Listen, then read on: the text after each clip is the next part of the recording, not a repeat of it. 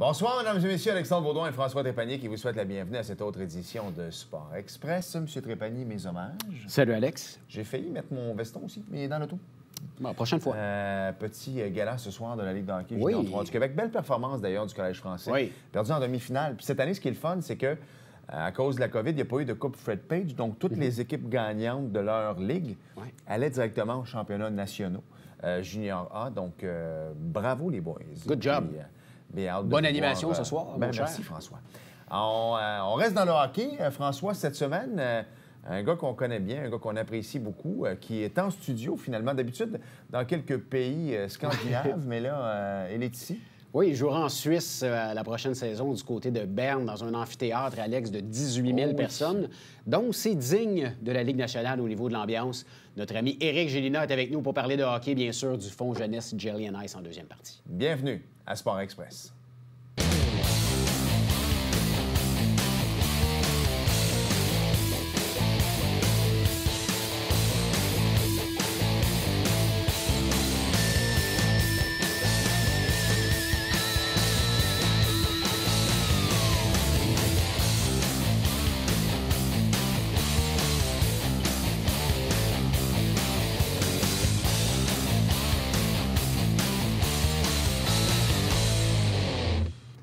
François, l'invité de cette semaine, c'est quelqu'un qu'on connaît bien, qu'on a reçu à distance au cours des dernières années. On se demandait hors d'onde, ça faisait combien de temps? Mais ça faisait un bon 2 ans. Un bon 2-3 ans. Même lui, il a dit la dernière fois, c'est par iPad. La dernière fois, le décor était plus beau pour lui également. Éric Gélina est là. Salut, Éric. Salut, Éric. Merci d'avoir accepté l'invitation. Je veux qu'on revienne un peu sur la dernière saison. Moi, je suis content là, parce que les Hurricanes se sont fait éliminer. Mais les gens ont tendance à l'oublier parce qu'il s'est passé tellement d'affaires.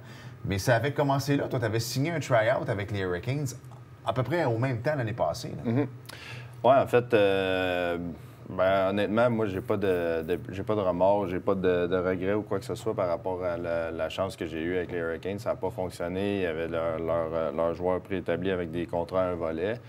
C'est une équipe qui est un peu reconnue pour pas nécessairement traîner trop de joueurs, comme par exemple le Canadien qui a un plus gros budget. Fait que ça tombait dans les plans où j'ai tombé 8e défenseur, puis là, il y a eu un blessé au début de l'année, puis il n'y a pas eu de rappel. Ils ont passé, je pense, 3 ou 4 semaines à 6 défenseurs. Fait que c'est là un peu, moi, où j'ai été déçu de comment que ça a été joué, là, le fait qu'il n'y a pas eu de rappel.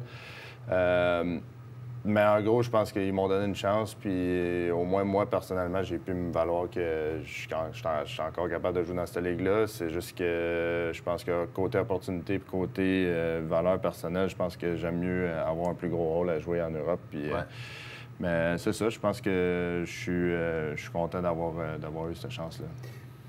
On s'est parlé beaucoup, on se parlait même à tous les jours, je pense, pendant le camp d'entraînement. Puis, tu me parlais des commentaires des autres joueurs, les commentaires de Rod Brind'Amour. Il te parlait après les pratiques, il te parlait, tu as joué des matchs hors concours, ça a bien été.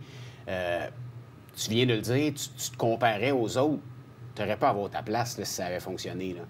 Oui, absolument. Je pense qu'il y a le fait que j'ai passé 4 ans en Europe sans avoir joué en Amérique du Nord. Fait que eux autres, il y avait un peu le questionnement, est-ce qu'il va être il est rendu quoi maintenant? Fait que je comprends aussi qu'ils n'ont pas voulu me donner un contrat, un volet, puis je comprends toute la business en arrière de tout ça. Je pense que, personnellement, j'ai battu des gars qui étaient dans le camp, sauf que, comme ils ont dit, on a 7 défenseurs à un volet, fait que c'est comme ça qu'ils sont allés, mais je pense que qu'est-ce qui m'a déçu le plus, comme j'ai dit, c'est le 3 à 4 semaines de Brett Pesci qui avait une commotion cérébrale, puis pas eu de rappel. Il n'y a pas eu de rappel. Je veux qu'on parle de Rod Brind'Amour tantôt, mais toi qui as fait les deux organisations, tu as fait le Canadien de Montréal, tu as vu les installations, tu as vu le Centre Bell, tu as fait la même chose au niveau des Hurricanes. Est-ce que tu es capable de comparer, ou même si des fois on est critique envers le Canadien, mais tu l'as vécu de l'intérieur, est-ce que tu es capable de voir à quel point, en ayant vécu les Hurricanes, que non, Montréal, on est quand même dans une classe à part, ou tu as quand même trippé en Caroline? Je te dirais que c'est complètement différent. Le marché, c'est Montréal, c'est gros, il faut que ça soit gros, c'est l'histoire, ils ont de l'argent énormément, fait que Hurricane, c'est un peu un marché différent parce que c'est plus petit, mais je pense que depuis les dernières 3 ou 4 ans, où est-ce que l'équipe commence à devenir une des tops de la Ligue, Je pense que, justement, USA Today, ils ont dit que c'était le meilleur fanbase au hockey dans la Ligue au complet. Fait que je pense qu'ils ont réussi à... Bien, en fait, c'est depuis le nouveau propriétaire, Tom Dundon, il a changé toute l'image de l'équipe et de l'organisation. Puis, c'est ça, ils ont fait une bonne job, puis c'est rendu vraiment une place, c'est bruyant. J'ai juste vécu des pré-saisons, là. J'ai pas vécu des matchs de saison régulière, mais déjà là, c'est une atmosphère qui est vraiment cool. Fait que c'est complètement différent. Je pense que l'histoire à Montréal, c'est ça qui fait que c'est aussi gros que ça. Rick, tu es un golfeur. Tu m'as envoyé une couple de photos là-bas. Tu as pu expérimenter quelques terrains de golf en Caroline avec des joueurs, justement, des Hurricanes. Il y a des beaux terrains dans ce coin-là, hein? Oui, je pense que tous les joueurs qui sont là, ils veulent pas bouger, ils veulent retourner là. Puis je pense que c'est une bonne chose aussi pour l'organisation parce qu'ils vont pouvoir signer des gars qui vont vouloir rester là. Fait que ça va être plus facile à négocier pour eux. Justement, à cause du mode de vie des c'est ça. Ouais. C'est tout l'alentour de pouvoir jouer au golf. Tu te fais pas achaler dans un restaurant ou quoi que ce soit. Fait que c'est... non, je pense que les gars, ils triplent là, puis ça va être plus facile pour eux autres. Ça va être une place que les gars vont vouloir aller, je pense. Et après ça, tu l'as dit, il y a eu un moment de réflexion. Dans la Ligue américaine, ça allait bien quand même, là, quelques points au compteur également. Qu'est-ce qui a fait le déclic, en fait, que tu t'es dit, non, moi, je préfère jouer un rôle peut-être dans une ligue inférieure, quoi qu'en Europe, là, on peut comparer avec la AHL, mais quand est-ce qu'a eu lieu le déclic? Comme j'ai dit, le 3-4 semaines, il n'y a pas de rappel. En plus, moi, dans ce temps-là, après ça, je me suis blessé. Pas blessé, mais c'était plus... j'avais mon aine qui me fatiguait un petit peu. Fait que j'avais pris 2 games de congé. Puis là, on dirait que quand je suis revenu, comme mon rôle était déplacé carrément, puis j'étais en arrière de tout le monde. Puis dans ma tête à moi, j'avais signé le contrat pour faire la navette, justement, comme une police d'assurance. Puis j'étais prêt à jouer une trentaine de matchs cette année. Mais je m'attendais à faire le up and down tout le temps, mais c'était pas le cas. Puis là, je jouais de moins en moins dans la Ligue américaine parce que c'est une ligue à développement maintenant. Il n'y a plus beaucoup de vieux joueurs. Fait qu'ils voulaient pousser leurs jeunes et tout. Fait que je pense que ça s'en allait pas dans le bon chemin. Puis moi, je voulais jouer au hockey. Puis je veux dire, il me reste pas 10 ans à jouer non plus. Fait que je veux en profiter, puis je veux avoir du fun à jouer. Je veux pas être malheureux. Puis, fait que c'est ça, j'ai fait la décision au mois de novembre, mi-novembre. Puis je suis retourné, c'est ça, où est-ce que j'ai été en Suède, à Rögle. Juste, tu me parles un peu, Eric, du calibre dans la Ligue américaine. Tu as vécu plusieurs saisons. La dernière fois, c'était le Rocket de Laval. La première année du Rocket, tu avais connu une excellente saison, bon calibre de jeu. Est-ce que le calibre de jeu est toujours aussi comparable à dans le temps que tu étais avec le Rocket ou ça s'est amélioré encore plus, c'est plus rapide? Je te dirais que la Ligue a changé. Même là, dernièrement, je suis allé voir les games des séries des Rockets, puis ça a changé énormément. Comme j'ai dit, c'est vraiment une ligue qui est vraiment jeune. Je connais peut-être 3 joueurs par équipe maximum à cette heure, mais c'est rendu vraiment talentueux, c'est axé sur les habiletés, c'est plus aussi robuste que c'était, ça s'en va de moins en moins, fait que ça a changé énormément. Je pense que c'est une très bonne ligue encore, là, mais c'est complètement différent. L'optique que les équipes utilisent, la Ligue américaine, c'est vraiment pour développer des gars, parce que justement, dans la Ligue nationale, les gros contrats, ils font en sorte que sont serrés sur le cap salarial, fait qu'il faut des jeunes pour rouler, pour patcher les trous, fait que ça a changé un petit peu. Je veux que tu me parles un peu, parce que là, tu retournes en Europe aussi. Là, tu vas être à Berne, en Suisse. C'est quoi le climat là-bas avec la KHL, ce qui se passe en Ukraine? Parce que, bon, c'est supposé être une guerre de 3 jours là, qui est rendue à pas loin de 100. On sent que les gens marchent sur des œufs, les Russes également. Comment tu vois ça? Toi, est-ce que là, tu penses que le niveau de jeu va justement... Il y en a probablement qui ne voudront pas aller jouer en KHL non plus pour passer un message aux Russes. Est-ce que tu vois que c'est en train de changer en ce moment? Là? Il doit y avoir beaucoup de tractations. Oui, je pense que, comme tu l'as dit, la ligue qui va écoper le plus, ça va être la KHL. Je pense que tous les joueurs nord-américains vont vouloir sortir. Présentement, ils veulent sortir. Fait que la Suède, l'Allemagne, la Suisse, les top ligues en Europe, ils vont être nettement plus fortes que l'année passée parce que, justement, les meilleurs joueurs, ça fait un effet bouchon. Là, fait que, puis ensuite, domino pour les joueurs qui étaient bubble, puis là, ils vont descendre de ligue. Fait que toutes les ligues, nécessairement, ils vont être plus fortes que l'année dernière à cause, justement, du noyau de joueurs que les équipes peuvent aller piger dedans à cause que les joueurs de la KHL, ils veulent plus retourner. Là. Ça va être intéressant à suivre. Ça va t'intéresser pas mal. Je veux que tu me parles de ton retour à Rugby. Une fois que tu es parti de Chicago, tu es revenu à Rugby parce que tu appartenais encore à l'équipe que ça faisait quelques années que tu jouais en Ligue élite de Suède. Tu es allé jouer à Rugby, tu es allé terminer l'année à Djurgården, à Stockholm. Parle-nous un peu de ce qui s'est passé. Ton retour à Rugby n'a peut-être pas été ce que tu aurais souhaité en partant? Ben, il y a eu une chose qui, je peux pas vraiment expliquer, ça, c'était dans la tête des coachs. Je suis arrivé, premièrement, je suis arrivé le lendemain, je jouais, fait que j'avais décollage horaire, j'étais mêlé un peu. Après ça, 2 games plus tard, je me suis fait frapper, puis je saignais des poumons, dans le fond. J'avais un bruise, un bleu dans mes poumons. Fait que pendant 2 semaines, ça m'a duré, puis c'est comme si quelqu'un était assis sur mon chest. Fait que j'étais pas capable de respirer, fait que j'avais aucune énergie sur la glace. Fait que quand ça s'est guéri, ensuite, là, j'ai eu une bursite dans la hanche, que ça, j'étais plus capable de patiner comme j'y étais. Fait que là, eux autres, le déclic, c'était...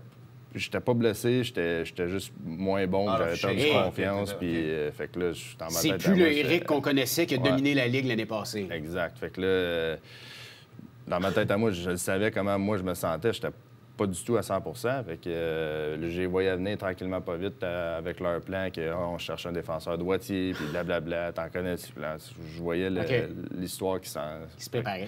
Exact. Fait que à un moment donné, j'ai juste dit, ben si vous voulez aller ailleurs avec un autre joueur, ben je veux être voulu, dans le fond. Là. Fait que j'ai accepté de changer d'équipe. Puis j'avais un ami qui était à Djurgården, comme tu as dit. Puis eux autres, ils cherchaient un défenseur pour essayer de rester dans la Ligue. Puis c'est ça, je suis allé finir à Stockholm. Puis Rock doit avoir réalisé que finalement, tu étais blessé parce que tu as performé à Djurgården. Oui, bien c'est ça. Mais les matchs où je me sentais en santé, je jouais peut-être 8 minutes, puis après ça, ils se demandaient pourquoi je ne performais pas. Puis je pense que c'est relatif. Là. Si tu fais pas jouer un gars, il ne sera pas capable de performer. Fait que quand je suis arrivé à Stockholm, j'ai joué 25 minutes en moyenne par match. Fait j'ai fait la job, puis ça a super bien été. Je fais que c'est comme tu dis, j'étais juste pas en santé. Fait que... On connaît moins ces ligues-là aussi, mais est-ce que le personnel médical est moins élevé que dans la Ligue américaine ou la Ligue nationale? Parce que si tu me dis que personne n'était capable de voir ton état de santé ou du moins de croire, c'est parce qu'il n'y a pas personne qui te vérifiait non plus. Là. Non, ça a pris du temps. Surtout, les poumons, ça n'a pas pris de temps parce qu'ils niaisaient pas avec ça non plus. Là. Je veux dire, c'est quand même dangereux, les poumons et tout ce qui est interne. Mais la bursite, ça a pris du temps avant qu'ils me croient. Au début, c'était juste t'es raqué, blablabla. À un moment donné, je suis rendu à un point où j'étais même plus capable de mettre mes bas. Fait que j'étais carrément plus capable de patiner. Là j'ai passé un IRM, puis clairement, ils ont vu que j'avais de l'inflammation à la grandeur de la jambe. Fait que ça a pris du temps à guérir. J'ai eu des injections à cortisone. Puis, c'est ça. Un mois après, à peu près, je me sentais à 100 %. Fait que ça a bien fini. J'ai hâte qu'on parle de Suisse, là. Oui, exactement, mais il reste 30 secondes quand même. Tu parlais que l'équipe dans laquelle tu as terminé la saison, parce qu'en Europe, ça fonctionne comme ça. Il aurait pu être relégué, c'est ça, dans une division, dans une deuxième division, en fait? Oui, les 2 dernières positions se prennent dans un 4-7, puis l'équipe qui perd, en fait, descend de Ligue, puis les champions de la Ligue d'en dessous, eux autres, automatiquement montent. Fait que on a perdu, malheureusement, dans le 4-7, donc l'équipe s'est faite reléguer. Puis ça doit être une différence majeure au niveau des commanditaires, ces choses-là aussi, j'imagine. Des salaires aussi? Le deal de télévision, c'est ça qui donne le plus de budget à l'équipe. C'est environ 6 millions d'euros. Puis là, ça tombe à 2, je pense. Fait que c'est dur quand même. Puis il y a beaucoup d'équipes dans la deuxième ligue aussi. Fait que c'est dur de remonter. Exact. Mais HV 71, ils ont descendu l'année passée, puis là, ils ont regagné. Fait qu'ils ont remonté. Ça, c'est possible de remonter, mais c'est pas le même budget. On va s'arrêter, tu l'as dit? Oui. On va se diriger du côté de la Suisse en 2022-2023. Tu parlais de la fondation. C'est ce que j'allais dire. Il y a un tournoi de golf qui s'en vient très bientôt. Donc, on s'arrête et au retour, on poursuit avec Éric Gélina. Bougez pas.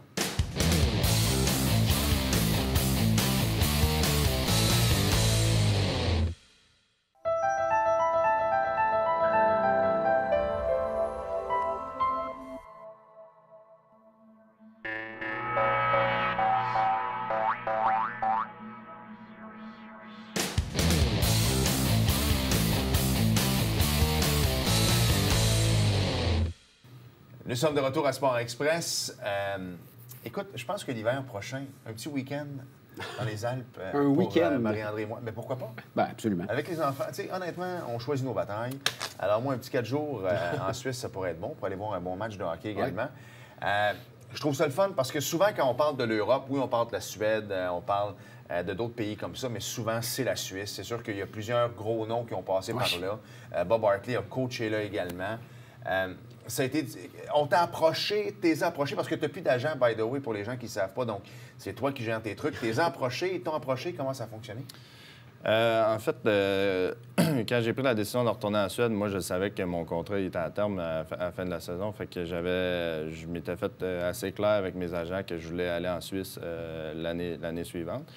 Puis, durant le 3 mois, il n'y avait absolument rien qui se passait. Ils ne me donnaient pas d'update, ils ne me donnaient pas de « j'ai parlé à tel. » Eux sont intéressés. Aucune information. À un moment donné, je me suis impatienté. Puis, à cause des Hurricanes, j'avais rencontré Nino Niederreiter. Ouais. Puis, à un moment donné, j'ai juste envoyé un message. J'ai dit « Tu dois bien avoir des contacts dans la Ligue de Suisse. » Il dit « Ouais. » Le lendemain matin, je reçois un message, il y a 2-3 numéros de GM, puis il me dit ils attendent ton appel, ils sont intéressés. Fait que là, je fais OK. Fait que clairement, mon agent ne faisait pas la job, puis en tout cas, fait que là, j'ai dit bon, bien, je vais appeler toutes les équipes. J'ai appelé toutes les équipes par moi-même. Il y en a qui me disaient on a déjà nos joueurs, il y en a qui me disaient on cherche des attaquants, blablabla. Il y avait puis d'autres, ils me disaient qu'ils étaient intéressés. Fait que là, je tombais à 3 sur 14. Tu les as tous appelés? Oui. Quand même. Puis, dont un qui est Christian Dubé, qui est le GM à Fribourg. Lui, il me voulait pour la fin de la saison. Là. Finalement, ça ne fonctionnait pas, mais il a pris vraiment, vraiment gentil, le monsieur. Il a pris à peu près 1 heure. On a parlé au téléphone, puis il m'a aidé à faire toute la liste. Tu devrais appeler là, tu devrais ci, ça, le fit très bon, blablabla. Puis il m'a dit quelle équipe à éviter. Puis c'est ça, quand je tombais à 3 équipes, là, j'ai eu un offre. Après ça, ça a fait effet domino. Puis j'avais 2 offres, puis là, je relançais les 2 équipes. Fait que j'ai tout fait ça par moi-même. Puis après ça, bien, c'est ça, il a fallu que je règle la situation.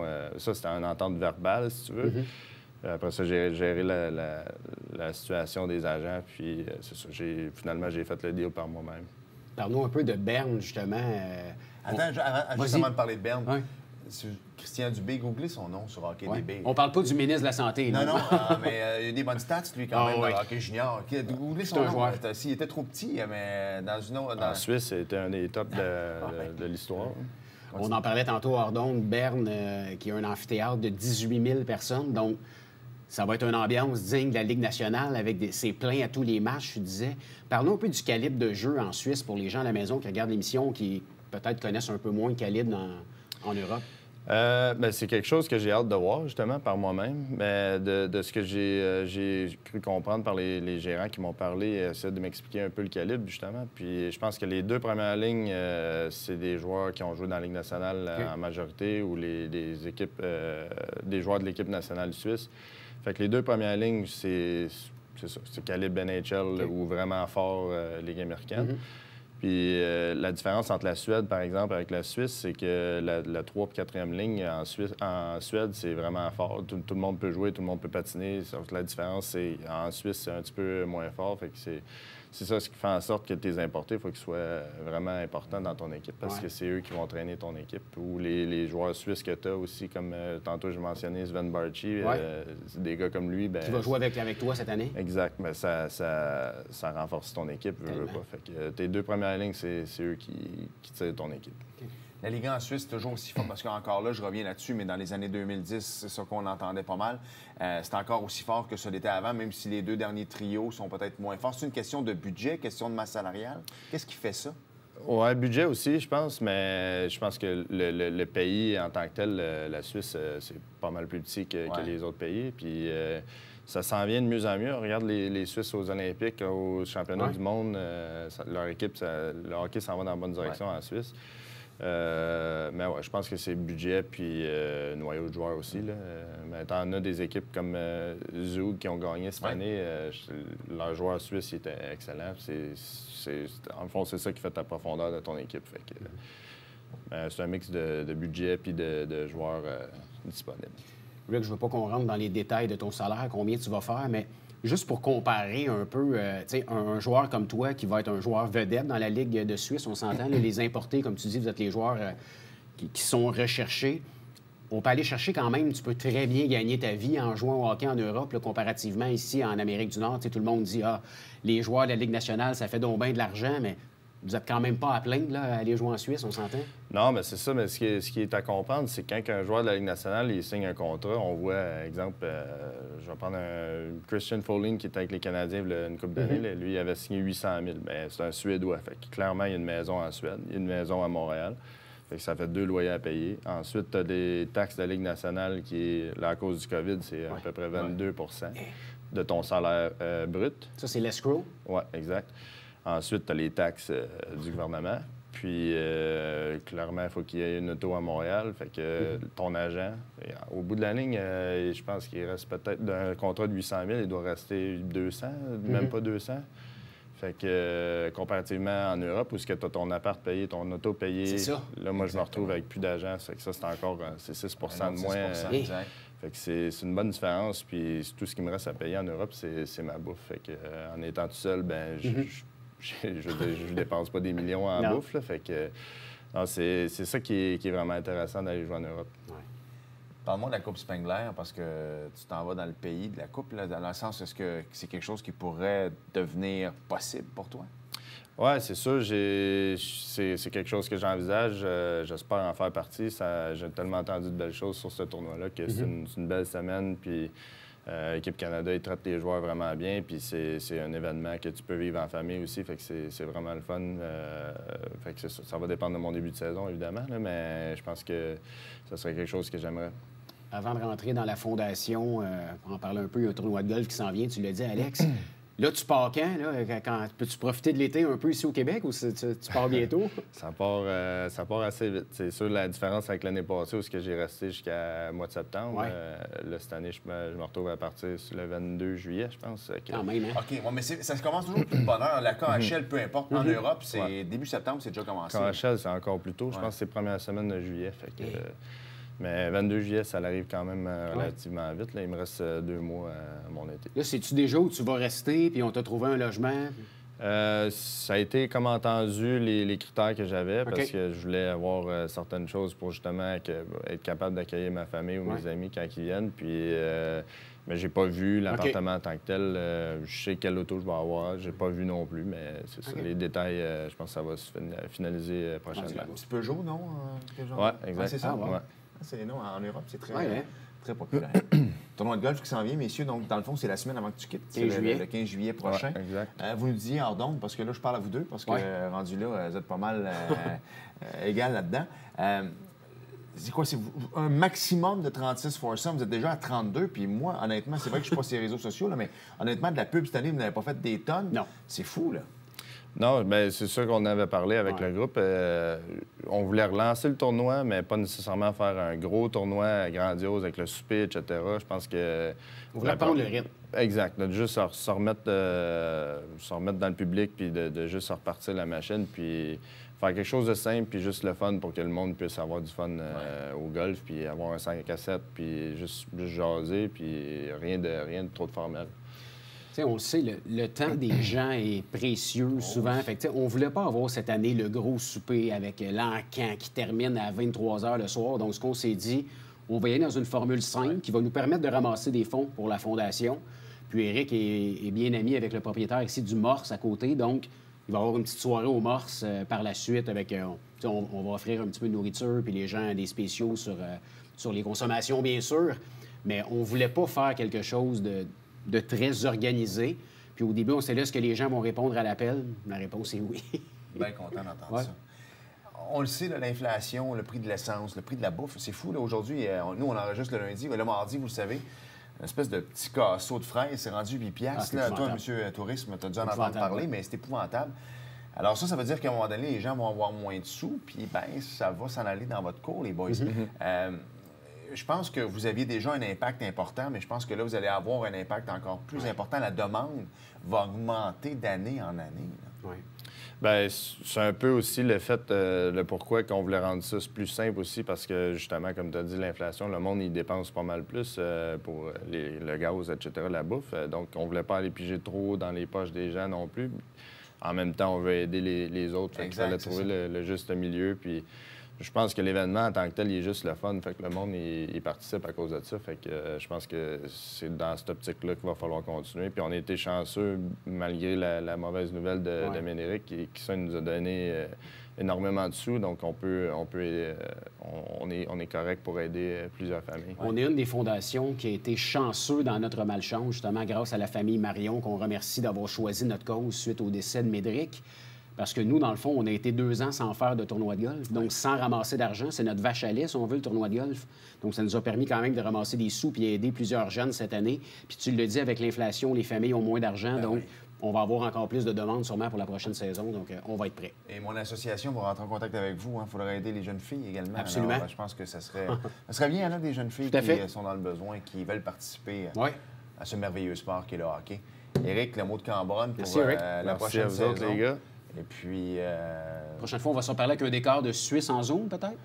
Ce serait... Ou peut-être en direct de là-bas? Sait-on jamais? Puis on pourrait rendre ça encore plus kitsch, tu sais, que sa petite fondue au fromage. Ah, ça serait bon. Tu sais, puis un petit verre de vin blanc, tu sais, tant qu'à mettre ça à RBO c'est un cute. peu. Merci, Éric. Merci. On s'arrête et au retour, on termine ça avec... je pense qu'il y avait il y avait Monaco également. Oh oui. On va en parler 4 secondes. Bougez.